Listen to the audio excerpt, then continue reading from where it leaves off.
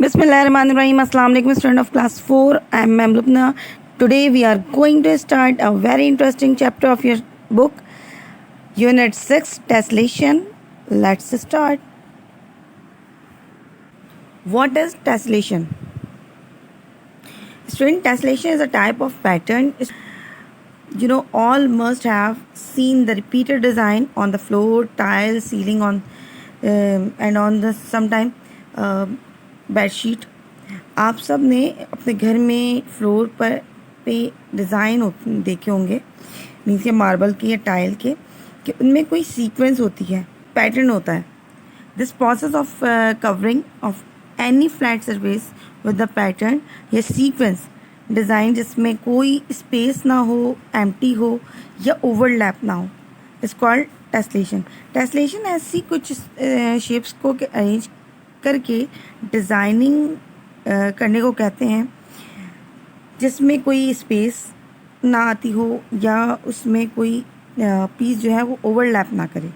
ठीक है, ये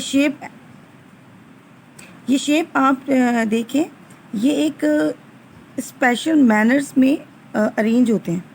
टेसलेशन की डिज़ाइनिंग किसी भी स्पेस की, किसी भी शेप की हो, टेसलेशन की डिज़ाइन किसी भी शेप की हो सकती है, मीन्स के किसी ज्योमेट्रिकल शेप की हो सकती है, कर्व्ड हो सकती है, स्ट्रेट हो सकती है.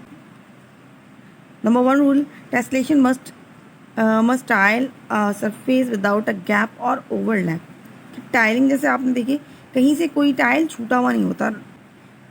किसी भी आपने देखी होगी कि टाइल की कोई जगह भी आपके फ्लोर पे छूटी भी नहीं होती है, पूरी एक सीक्वेंस लगी हुई होती है. ठीक है, इसी तरीके से उसमें कोई ओवरलैपिंग भी नहीं होती है कि भाई अब जो पीस बच गया है अब क्या करें, तो उसको उसके ऊपर ही हम ओवरलैप कर देते हैं, दोबारा रिपीट कर देते हैं, ऐसा भी नहीं होता. Rule number 2, the tile must be regular, polygon and the same size. Second rule क्या है इसका, कि इसके जो हमारे पास टेसलेशन के पीसेस होते हैं वो सेम साइज़ के होते हैं.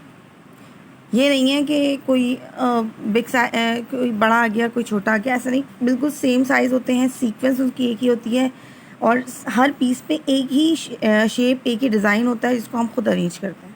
ठीक है स्टूडेंट, डिफरेंट टेसलेशन. स्टूडेंट, ये जो शेप्स होते हैं वो आप देखेंगे हमेशा एक स्पेशल मैनर में अरेंज होते हैं. टेसलेशन की जो डिज़ाइनिंग होती है वो किसी भी शेप की हो सकती है, किसी भी शेप की हो सकती है, ज्योमेट्रिकल शेप्स की भी हो सकती है, कर्व भी हो सकती है, स्ट्रेट भी हो सकती है, एंड फ्लावर्स में भी इसके अंदर डिज़ाइनिंग हो सकते हैं. लाइक ट्रायंगुलर टेसलेशन, अगर हमारे पास ट्रायंगुलर टेसलेशन होती है तो हम, अब आप ये देखें कि हमारे पास ट्रायंगल्स हैं, तो हमने एक ही शेप्स, एक ही साइज़ के ट्रायंगल है और उसके बाद हमने उसको अरेंज कर दिया. इसमें कलर्स का डिफरेंस आ सकता है और हमारी इस तरीके की कोई सीक्वेंस बन जाएगी. ठीक है, इसी तरीके से स्क्वायर टेसलेशन. स्क्वायर में भी हमारे पास एक सीक्वेंस है जो हमने अरेंज की है और वो ना इसमें कोई स्पेस छूटना चाहिए बीच में और ना ही हमारे पास में ओवरलैपिंग होनी चाहिए. एक सीक्वेंस है कलर की और हमारे पास शेप्स की. क्लियर है? आपने अक्सर फ्लोर्स पे इस टाइप की भी डिज़ाइनिंग देखी होगी, तो ये हमारे पास सीक्वेंस होती है टेसलेशन. रेक्टेंगुलर टेसलेशन, ये हमने मोस्टली देखा होगा कि हमारे पास जो ब्रिक्स लग रही होती हैं उसमें भी एक अरेंजमेंट होती है. ठीक है, कोई जगह, कोई भी इसमें स्पेस नहीं रहता, ना ही कहीं पर हम डबल कर देते हैं. सिर्फ एक स्पेशल मैनर में बहुत अच्छी तरीके से ये अरेंज हुई भी होती हैं ब्रिक्स. क्लियर है? यस स्टूडेंट, आई होप कि आपको टेसलेशन के मीनिंग समझ में आए होंगे. इस चैप्टर के क्या मीनिंग थे, इस चैप्टर में हम क्या समझना चाह रहे थे, हमें आई होप कि ये आपको समझ में आया होगा. स्टूडेंट, हमारे पास टेसलेशन जो है वो किसी भी सीक्वेंस को कहते हैं. ठीक है, जो हम अरेंज करते हैं, ठीक है, उसमें कोई गैप नहीं होना चाहिए और ना ही उसमें कोई साइज़ जिसका साइज़ डिफरेंट होना चाहिए. देखते हैं इस चैप्टर के अकॉर्डिंग हम एक एक्टिविटी देखते हैं जो आपको ज़रूरी आप इसको ज़रूर बनाएंगे और उसके बाद आपने इसको अपने रजिस्टर में पेस्ट करना है। क्लियर? तो इसे ज़रा गौर से देखिएगा। इसके लिए हमें सीज़र और पेन चाहिए और दो आप 2 कलर्स के आप 2 या 3 कलर्स के आप इसमें कंप्यूटर पेपर ले सकते हैं। ठीक है, आपने पहले शेप्स देने हैं जिस तरीके से दिया है एज इट इज़ आपने इसी तरीके से करना है। अगर आपको कोई प्रॉब्लम होती है तो आप हेल्प ले लीजिएगा। ठीक है, ये कटिंग आपने इसी तरीके से करनी है और असल कटिंग में आपने इसके साइज़ को ज़रूर देखना है। ठीक है, कटिंग करने के बाद जब वो कटिंग करेंगे तो उसके बाद ये ऊपर रख देंगे। ये आपने ये कैट आइज़ बनती है।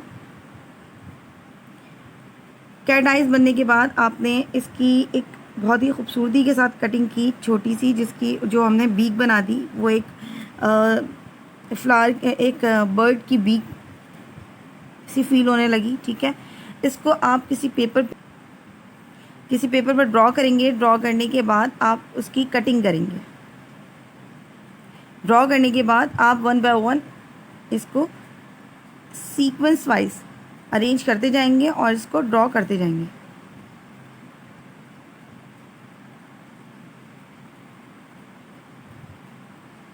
ये बहुत नीट होना चाहिए स्टूडेंट। अगर आपकी शेप्स में कोई डिफरेंस आ गया तो ये हमारे पास टेस्लेशन की एग्जांपल नहीं रहेगी।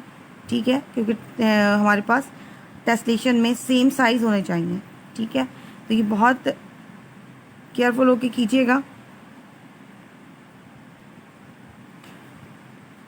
अब आपने इस कलर के 3 बर्ड्स कट कर लिए हैं। ठीक है, और फिर इसी तरीके से आपने और 3 कलर्स के बर्ड्स कट कर दिए। ठीक है, अब आप इसको अरेंज करेंगे एक मैनर के साथ, कलरफुल। अब देखें ये टेस्लेशन है कि इसमें कोई स्पेस आपका रहेगा नहीं। कहीं पे ऐसा नहीं होगा कि कोई आपकी बर्ड छोटी होगी कोई बड़ी होगी, ऐसा नहीं है। ठीक है, आपकी मर्ज़ी, आप इसको कितना भी ज़्यादा बना सकते हैं, बनाएं। Student, we are moving toward our copy work. First and most important, you must have to maintain your index, then make a colorful title page of this chapter, and then do the given work from the video. Thank you.